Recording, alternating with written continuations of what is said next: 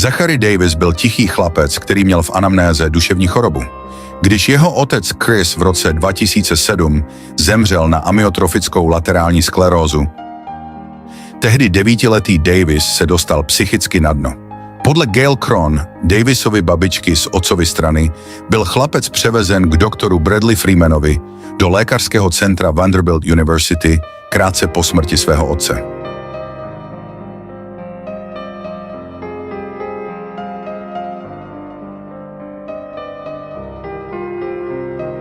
Psychiatr poznamenal, že chlapec určitě trpěl nějakou duševní vadou a posttraumatickou poruchou, na kterou úmrtí v rodině mělo ten hlavní vliv. Zachary Davis tvrdil, že slyší hlasy a byla mu diagnostikována schizofrenie a depresivní porucha. Ačkoliv byl Davis normálně tichý, stával se ještě více uzavřený. Zatímco Davis prošel prvními 2 fázemi běžnými v procesu zármutku, včetně otupělosti a deprese, do 3. se nedostal. Uzdravení. Částečně je to proto, že ho matka vytáhla z terapie krátce poté, co začala. Rodina se místo toho přestěhovala do okresu Sumner v Tennessee, aby pokračovala ve svém životě. Nebo si to alespoň mysleli. Melanie tvrdě pracovala jako asistentka a tvrdě trénovala jako triatlonistka. Udělala, co mohla, aby se dostala přes Chrisovu smrt a aby její chlapci byli šťastní. Aniž by to tušila, její nejmladší syn Zachary Davis byl mimo její dosah. 15letý mladík byl mezi svými vrstevníky vyvrhel. Často mluvil monotónním šeptem a každý den nosil stejnou mikinu. V telefonu měl aplikaci o sériových vrazích a další, která obsahovala seznam mučících zařízení. Jeho sešity se plní tak znepokojivými anekdotami, jako nemůžeš napsat porážku bez smíchu. Četl román Stephena Kinga Misery a hrál násilné videohry. Až do té noci 10.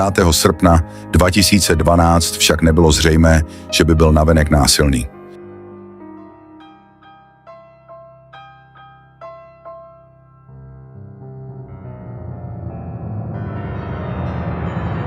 It looks kind of evil when you do that. I'm gonna have to say.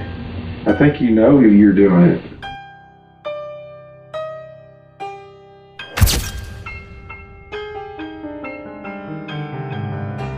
Davis, jeho matka a 16letý bratr Josh spolu šli do kina. Když se vrátili, zbalili několik věcí do batohu a brašny, včetně oblečení, sešitů, zubního kartáčku, rukavic, lyžařské masky a kladiva. Navenek se mohlo zdát, že Davis uteče z domova, ale uvnitř bylo ve hře něco mnohem zlověstnějšího. Melanie šla spát ve 21 hodin. Když spala, Zachary Davis sebral ze sklepa bourací kladivo a vstoupil do matčina pokoje. Ubil ji k smrti a téměř 20krát udeřil. Pak Zachary Davis, zmáčený její krví, zavřel dveře, odešel do rodinné herny a polil vše benzínem, než vše zapálil.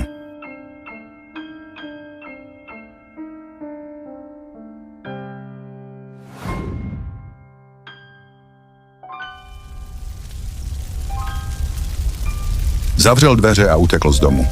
Měl v úmyslu zabít svého bratra Joshe v ohni, ale protože zavřel dveře do herny, oheň se hned nerozšířil a staršího bratra následně probudil požární poplach. Když šel vyzvednout svou matku, našel v ní zakrvácený nepořádek. Josh utekl před požárem do sousedova domu.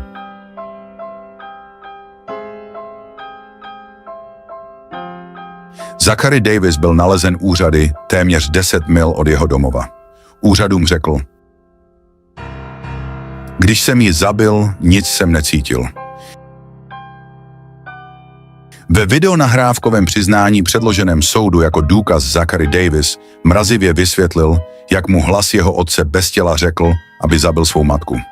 Když se ho detektiv zeptal, zda by se mohl vrátit v čase, zda by přesto provedl útok, Davis řekl, že Joshe bych pravděpodobně také zabil kladivem.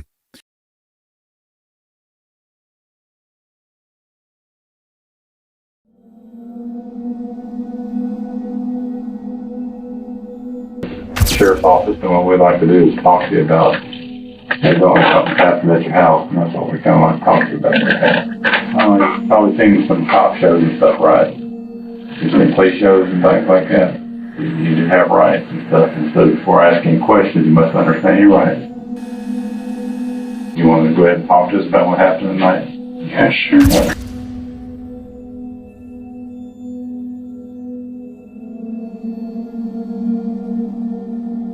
Talk to us about what happened tonight? Yeah, sure. Okay. If you do, just Zach, what I want to do is make sure you understand that this is a waiver, right? Saying you're waiving your rights. What I'd like to do is make sure you can read and write. If you would, read that last paragraph out loud. I've read this statement of my rights and understand. So, no trouble in school, nothing like that? No, sir. Father had passed away. Yes, sir. How did he pass away? He died from Garrett's disease.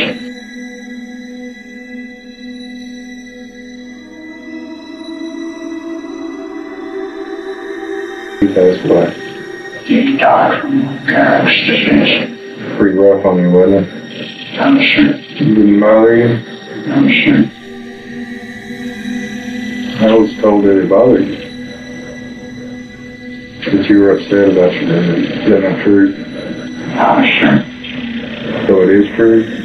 No, sir. Have you ever had to see a doctor for anything as far as having problems with thinking about things or anything? I saw it. Yes, sure I have. That wasn't a very long direction to come. What was that about? Who wanted to see a therapist? My mother. She did. Okay, so there was just a couple times is all you saw him. How long ago was that? Year that we moved here. You remember what year that was? 2008, I think. What were the reasons that your mama wanted you to go to therapy? She never told me. Went on at your house today, and I'd just kind of like you to kind of tell us what happened. I killed my mom in her sleepless nights. I killed my mom in her sleepless nights. Is there a reason why you did that? Yes, sir. Well, can you tell me why? No, sir. You can't tell me why? No, sir. Is it a reason you don't know why you did it, or you just don't want to tell? I do know why I did it. Just nothing to tell. Okay. You do know why you did it? Yes, sir. Okay. Did you set the house on fire too? I tried to. I don't know if it actually got the whole house on fire now. Oh, really? Okay. Yeah, it did down there a little bit, I think, but not bad or anything. Have you been having problems with your mom? No, sir. We found a book on a notepad that was on you. It said some things in there. Is that notepad yours that we found? It talks about your mom and about. Yes, sir. And that's what's so important about this. I mean, we want to understand what, like I said, you don't have to tell us if you don't want to. I mean, but we want to understand, what happened. I mean, that's important. And I know it could be kind of scary to talk about, but. Would you feel more comfortable if there were just one person in the room? I don't mind having two people here. Okay. Sure. Yes, sir. And like I said, like I told you in your rights, you don't have to tell us if you don't want to. It's very important, though, that something like this that happens. There's usually a reason for it. And, that's what we want to know. Is the reason. This is your time to tell us, why that happened. I'd rather What's not. that doing when you get home? I think she planned an exploring. We kind of keep to ourselves, I guess. Okay, so you guys don't have a good relationship? Well, no, we do. Just kind of, stays to himself. He's kind of a quiet person, I guess. Have you been having any problems? I mean, What kind of person is your brother? Your typical male teenager. Typical male teenager. You two get along pretty good? Sometimes. Sometimes. When you talk to people on the phone, who do you talk to? I mean, you have friends you chat with or anything like that? Nothing. I usually only talk to my mother and my brother and my aunt. So you don't have any friends other than your mother and your brother that you talk to? Nothing. Did you see anything tonight that was any different than the way he normally acts? I mean, no. I watched my mom for a little while and then Remember about what time that was? You talked to her for a few minutes? yes, ma'am. What was she doing when you said she's working out? What was she working out? Like, play good stuff. When you get home and your mom goes to bed at 9, where are you and what are you doing in the house? Are you in the house? I was in my room already planning everything. You were in your bedroom or in the room where the fire was started? The room where the fire was started. What do you call that room? What do you call it? Game room. Game room? So you're in the game room planning everything? Yes, sir. Alright. And how long does it take you to plan that? Only a few minutes, but I waited for several hours to make sure everybody in the house was asleep. How did you make sure they were asleep?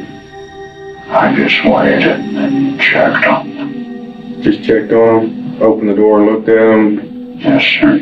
I killed her at around 11 p.m., I think. And I think she went to sleep at around 9 o'clock. Okay. When you killed her, what about your brother lives there with you too, right? That's the only person lives with you? Yes, sir. Did you do anything to him? No, sir. I was kind of expecting the fire to kill him. Oh, you were? Okay.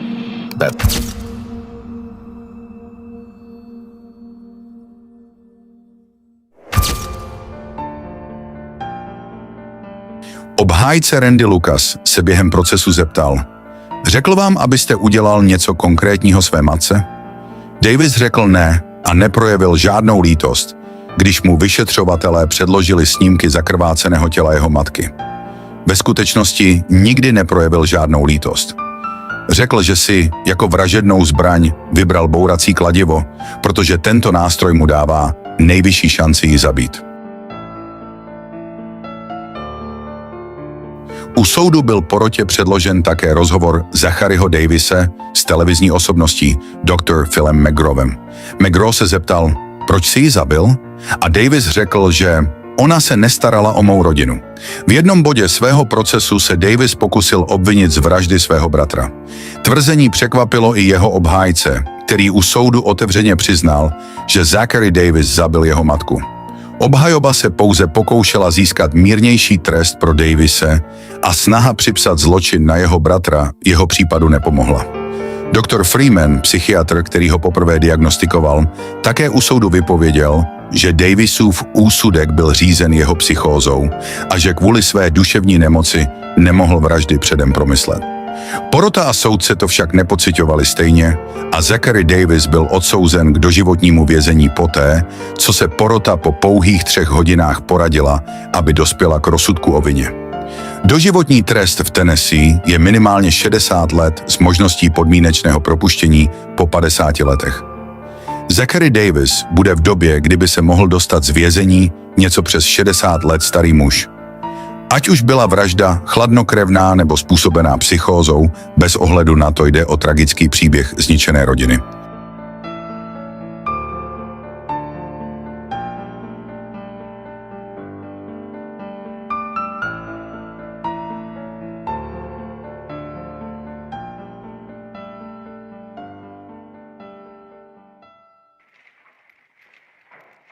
The guards there really didn't want to be in the same room with him. He was shackled, hands and feet around his waist, but they seriously didn't want to be in his physical space because they sensed such evil energy around this individual. I'm going to tell you, you may not want to watch it, so it's very brief, but if you want to look away and just listen, you can do that. I'll just tell you ahead of time. Did you kill your mother? Yeah. And why did you kill her? She wasn't taking care of my family. And so because she wasn't taking care of you and your family, you decided to kill her. And where did you hit her? In the head. Where was she when you did this? She was asleep. You've got a sledgehammer in one hand, and you open that door. What's going through your head at that moment? My mind was pretty much blank. And when you swung that hammer the first time, did you swing it hard? Mm-hmm. Did she make a noise? I could just hear the hammer hitting her head. And what did it sound like? It was this wet, thumping sound. And then you hit her again. And again. Yeah, You said maybe 20 times? about. Why so many? I wanted to make sure she was dead. Did you laugh when you were hitting her? Yeah, Why did you laugh? I just thought she deserved it.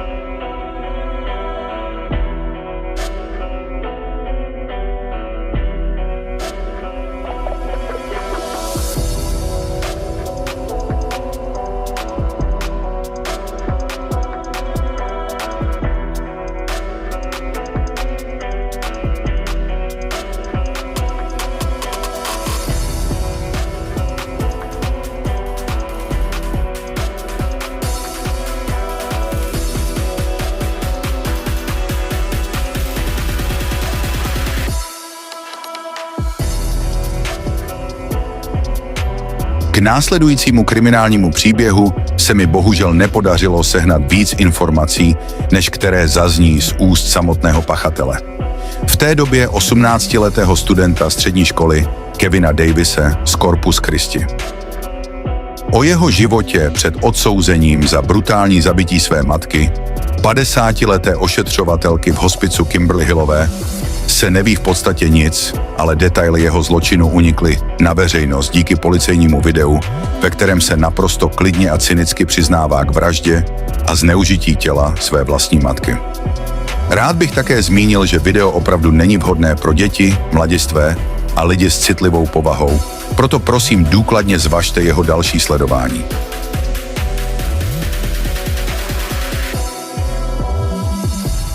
Tento zločin se stal v březnu roku 2014 a policejní video je pořízeno tu samou noc, kdy byl zločin spáchán. Kevin Davis si pár hodin od skutku rozmyslel svůj útěk z města na kole a zavolal policii, aby si pro něj přijela. Davis byl shledán u soudu duševně zdravý a byl odsouzen na doživotí bez možnosti podmínečného propuštění.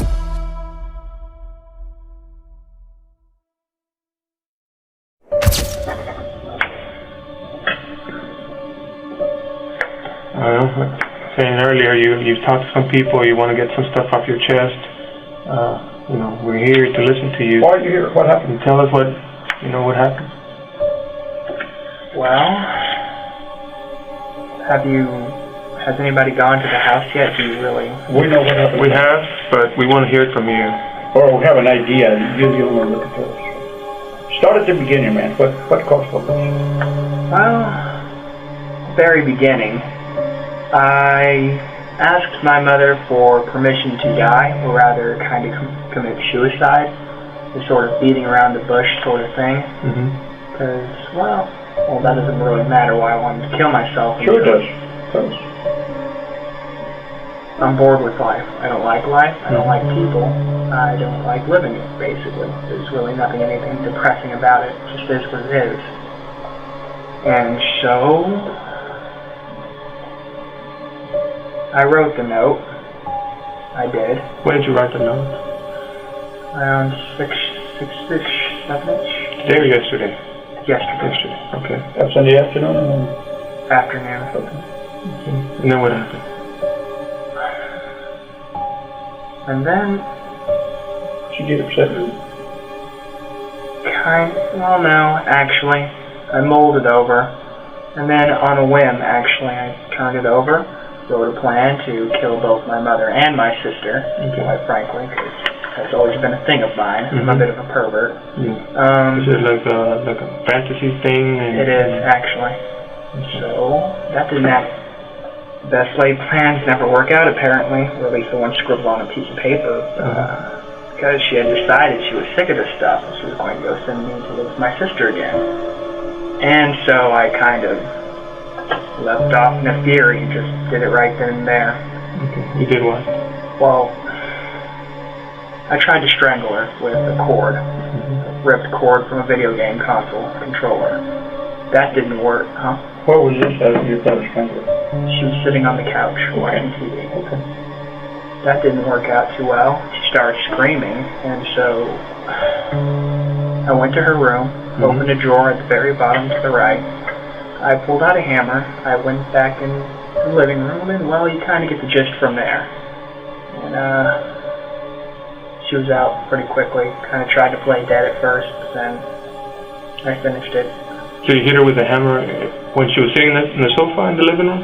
No, first I tried to strangle her, but that didn't work. She grabbed the cord, so I raced back into her room, grabbed the hammer, came back out, and then did it.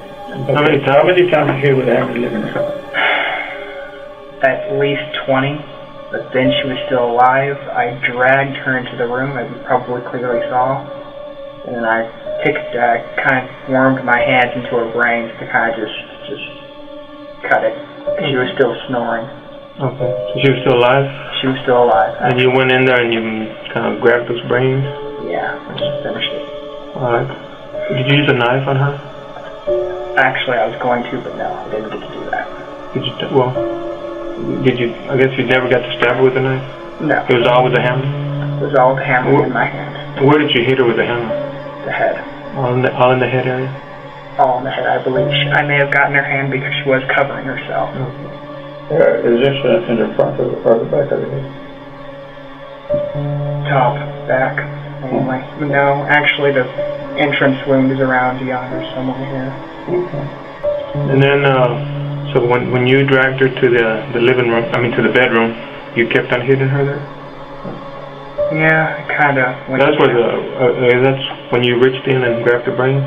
Yeah, I kicked at it a bit. Then I just, that was kind of silly, but then I just decided to reach in and kind of just do it. And then what did you do after that? Then I had sex with her corpse. You did? Did you come inside her? I did, actually. Have you ever done that before, like had sex with her? No, I haven't, actually. This was just the first time? Oh yeah, I lost my virginity to a corpse. Okay. Did you change in the bathroom? Did you? I did. I took a bath before then. My penis really, well, that's a little personal, but yeah, I needed to clean it off, and so, and then I changed, yeah. Okay. How about your sister? What's your sister's name? Desiree Hill. Is she okay? She is okay, yeah. Okay. Where does she live? At an apartment actually very near here. That big kind of Hispanic thing, like Spanish-looking building. An old apartment complex with a code. Was it a fantasy of yours to kill her as well? It was. Did you write down that on your note? Oh, I did, actually, but I decided against it because, well, I'd had my fill of killing. I didn't seemed a little much. Mm-hmm. A little too excessive, yeah. So after you went in and you killed her, and you made sure that she was dead by grabbing her brain, moving her around, then you took her clothes off, or was she already unclothed? I actually had to drag her by her clothes to get her in there. It was very laborious, actually. So she's a pretty big woman, she's heavy. Yeah. Hey, is she your natural mother? Biological mother? Yeah, actually she is my natural mother. Mm-hmm. I take after my father. Okay. Hey, what kind of thrill did you get by having sex with her? I'd always loved my mother, I guess in the wrong sort of way, but a kind of love, I guess. Maybe some rage. Maybe just a little. Was it a Freudian style? Freudian? I kind of get where you come from. Sure, why not? Yeah. Alright. Have you killed anybody else before? I have not. You just fantasized about it? I just fancy, yeah. What got you to this point?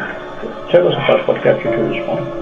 That you hate life, you wanted to commit suicide. Oh, what did you say about when you told her you wanted in a roundabout way to commit suicide? She said no, she said yes. What did she say to you? She said, basically I'm a grown man and what I do, she can't really stop me. She was distraught over it, of course. I mean, Of course. Yeah, she said she'd cope with it. I mean, if you kill him, that's kind of why she wanted me to go away. Why she called my sister to come pick me up, and that's kind of why I just left. So at that point you got pissed? Not necessarily. I just knew it was time to act now or never. How long have you had this thought sleeping? It's around my preteens, actually. Mm-hmm. Yeah. Do you ever seek any kind of medical attention, psychological? Do you feel that you can cope with that? Nope, I never really seeked help, actually. I just accepted it as a part of me. I wasn't really ashamed of it. It just was what it was. Let's talk about the notes that you wrote. How many notes did you write? 3. 3. There was one in the living room. Yeah. That one was addressed to who? Desiree, my sister, because I knew she would. She's a good girl, but rather sensitive. I knew she would lose her head if she kind of saw that. Do you remember what the note said?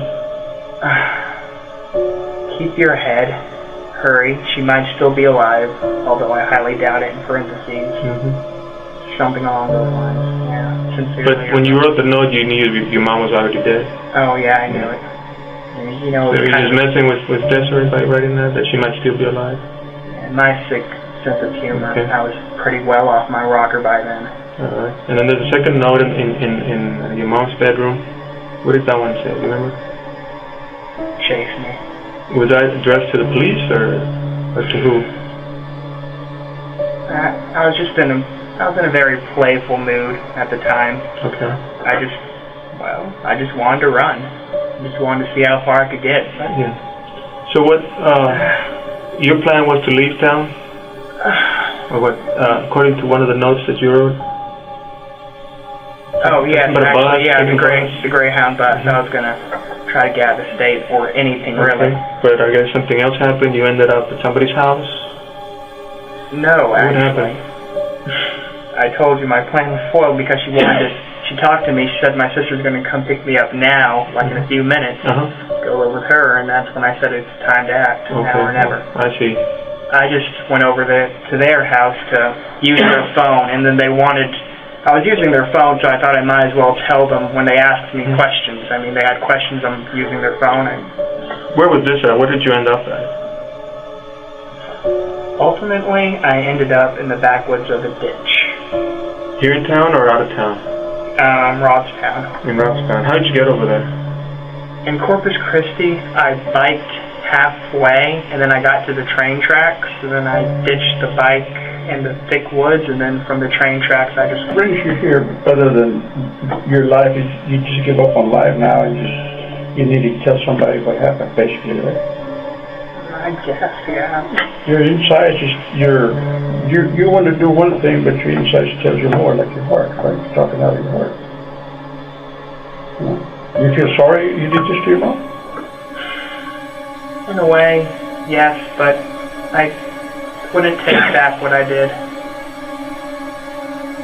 strange, really. I did love her. In a way. Has she been mean to me? Oh, no, she's been the best mother. Okay, so she is nothing that she did? Oh, absolutely nothing, no. If I was to ask you, what did she do to deserve this, what would you answer? Absolutely nothing. I'm a terrible, I'm a cruel, disgusting person. Yeah, basically. How'd you come up with the idea to kill her and have sex with her? How did I come up with it? Yeah, was it? It's been a developing idea. My brain. But you haven't gotten ideas from games or videos, or you're not into some of those dark games? Some things inspired me, but they did not necessarily plant the seed. Get me? They didn't plant the seed, but they did egg me on, rather, I guess. Is that the books you've been reading? Not necessarily. I watched them. I recently got into watching some foreign movies, creepy stuff, not necessarily mainstream horror, the kind of stuff that you keep away from. Oh, okay. So are you into witchcraft? Anything like that? No. Not right. I guess it sounds kind of, strange. I'm just interested because it's something unusual and you're here telling us about it and you appear to be a nice guy. You appear to be a good guy. You're not yelling and screaming at us. You're very rational. You're very rational. You're a pretty good guy. This is what I'm trying to figure out, that's all.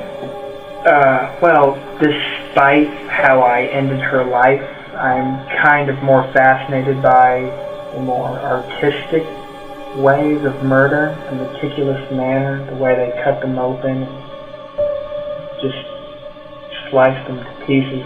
I mean, such care, such love. And where did the hammer come from that you used? From her drawer. Okay. Yes. And then after you killed her, you just left it there, the hammer? I did. Yeah, because you saw a hammer there next to her body. That's the one you used? Mm-hmm. Okay.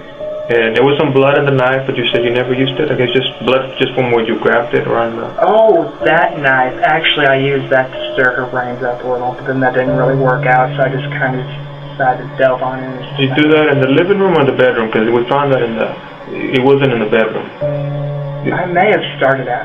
So. Yeah, actually, I used the knife in the living room, and then didn't I take it with me? So her brains were already kind of coming out in the living room when you dragged her? Yes, but she was still snoring like a baby, and so I just kind of dragged her. Explain to her how you grabbed her so that you wouldn't leave such a mess in the carpet. Did you carry her from underneath the arms and just drag her, or how did you drag her? It was very sloppy, actually. I kind of just winged it. I dragged her from her shirt, I dragged her by her legs, I dragged her by any way I kind of felt. Okay. I don't really exert physical labor too, so I'm not a very strong person. She's bigger than you are. Yeah. She's bigger than you are. How many siblings do you have? Is it just you and Desiree? I do have a half-brother, actually, but I haven't seen him in a long while. Does he live here in town or no? He doesn't. Okay. How about Dad? Where's Dad? He's not in the picture, your dad? No, not really. He's an idiot. He's an idiot. Mm-hmm. Do you have an idea where he's at? Probably somewhere in Fort Worth, maybe. And you lived there with your mom at the Windrush Apartments? What's apartment number? 1707. You have your own bedroom there? I do. Okay.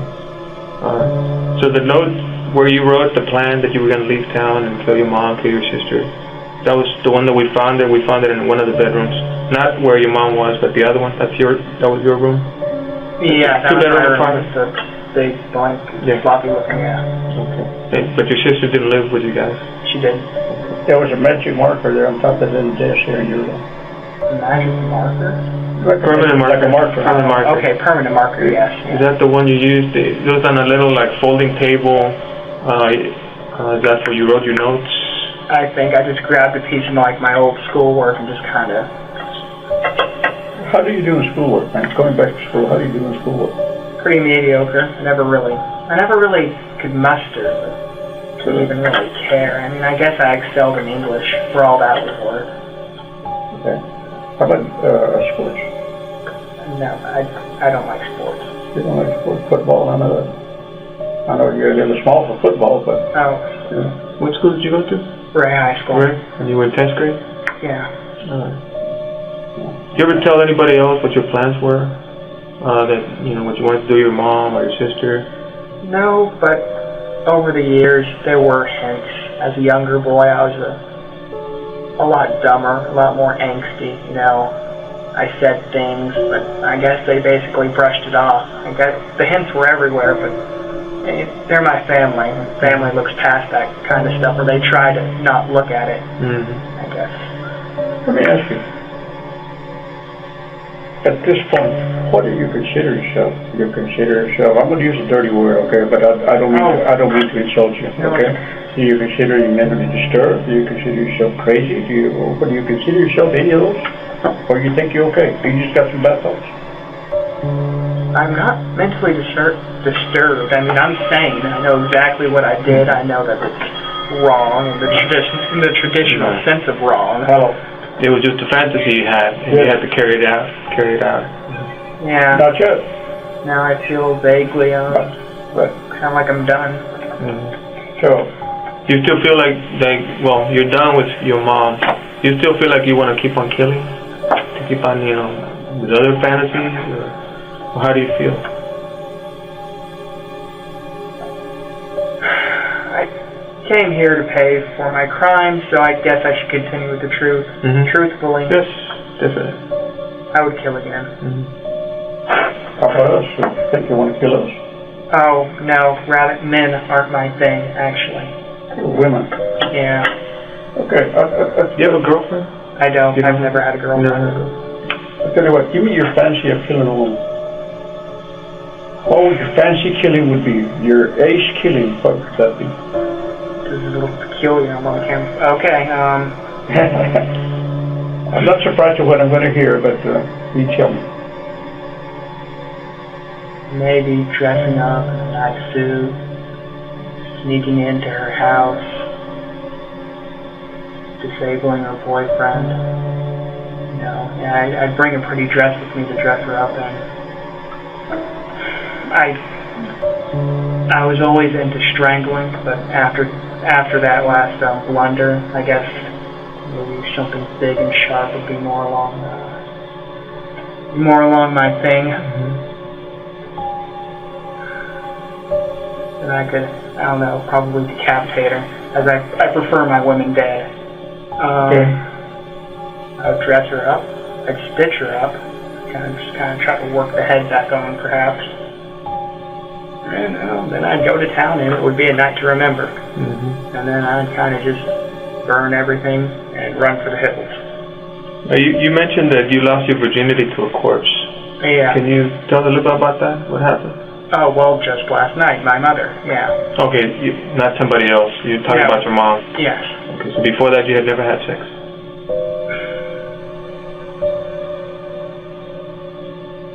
Well, I guess since I'm being quiet about it, I might as well tell you now. And it's on the note too, the PS part.